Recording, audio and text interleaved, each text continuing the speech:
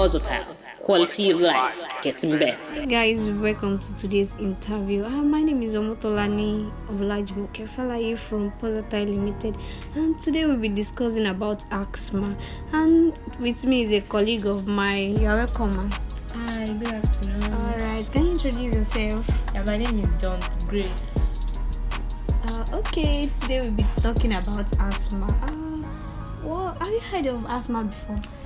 Yes, I've heard about asthma a lot. Okay, I think that's so common. Yes. What did you understand by asthma? Okay, I think asthma is a chronic disease in which it affects the bronchial airways, and which is becoming narrows and swollen at this. It now makes breathing to be difficult. What are the symptoms associated with asthma? Symptoms associated with asthma, we have shortness of breath. That shortness of breath is something I've seen. You know, they will not be able to breathe very well. To be as if their chest wants to explode, kind of. The breath will be short and wheezing, coughing, like something like sneezing. They will be sneezing, they will be coughing, there will be chest tightness. You know, I told you that it will be as if the chest wants to explode. Even you, as you are saying it, you will be scared. We also have two breathness to speak. They're not able to speak very well. You will hardly hear their voices. So those are the symptoms of asthma that I know. Did you know of seen anyone with asthma before? I've seen a lot of people with asthma. What is the cause of asthma? Okay, the causes of asthma, I think it is just genetic and environmental factors. You know, these environmental factors, some of the places where people are staying, some of them are just like a cold environment. And you know, any asthma people, most of them, it is due to cold. And once they expose themselves to cold, then it can cause asthma. So those genetic factors and environmental factors, they are the main causes of asthma. Do you think asthma can be transmitted? Yes, you know, under the causes, I told you genetic makeup, so definitely it can be transmitted. Alright, thank you for that, ma. What are the preventive ways to manage this disease?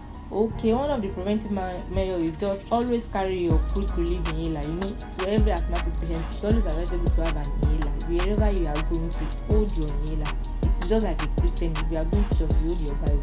So as an asthmatic patient, hold your inhaler anywhere you are going to. Then always eat balanced diet. You know, the economy is not smiling. That's why it's not smiling. Make your head to smile. Eat balanced diet. Always stay hydrated. Drink water. Don't just be dehydrated. Then keep track of your peak flow readings or symptoms to detect any changes. If you notice any changes in your body, always go to your medical advisor or your medical personnel. Then work with your healthcare provider. You know, you have to work hands in hands to them. Don't do self-medication that I'm feeling something, I'm feeling like this, let me go and go to any chemist. No, work in hands to them. Then learn what triggers your asthma. You know, a lot of people, sometimes some people it is through frying that used to trigger their own asthma. Some people it is dust. Some people it is cold. So you yourself as an asthmatic patient know what triggers your own asthma. Then use asthma medication exactly as prescribed by your medical doctor. Don't oversabi. It's oversabi that is killing most people. Ignorance is not good. Anything they describe, if they ask you to use once daily, follow their prescription. Alright, thank you so much for that, ma. I know some people have gained a lot. And what kind of things should they not engage with? I mean, those with asthma. Okay, people with asthma, I think they should not ignore their symptoms. Like the symptoms we've said earlier on, they should never ignore them. They should always know what triggers their asthma, as we said earlier on. Then they should not skip their medication. They should always use their medication. They should not neglect regular medical checkup. You know, we've said it earlier on.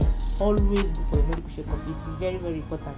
Then you should try to identify anything that triggers your asthma. That one is even very, very important. You should know it.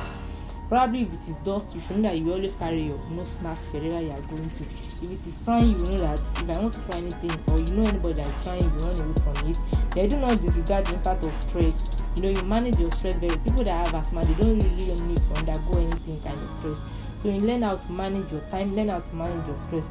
Then avoid smoking and exposure to secondhand smoke. You know, secondhand smoke, that is, you are not the one that is smoking, but you are staying in an environment that they are smoking, so avoid it. That is why they call it secondhand smoking. So I think those are the way we can run away from asthma. Alright, thank you so much, ma. We hope to have you on this show more. Thank you so much. You're welcome. Have you heard of it before? You can register on our platform at www.podatai.org.ng as a client for free or as a service provider for 1,615 naira monthly for amortized monthly subscription package, which offer full virtual office assistance, products, service cataloging, and sales plus networking. You can also download Podatai app for free on Google Play Store and drop questions for the Podatai doctor for free in the chat room, which can also contact the front desk officer with this phone number +234 7038338723, or you can email us with this info@podatai.org.ng.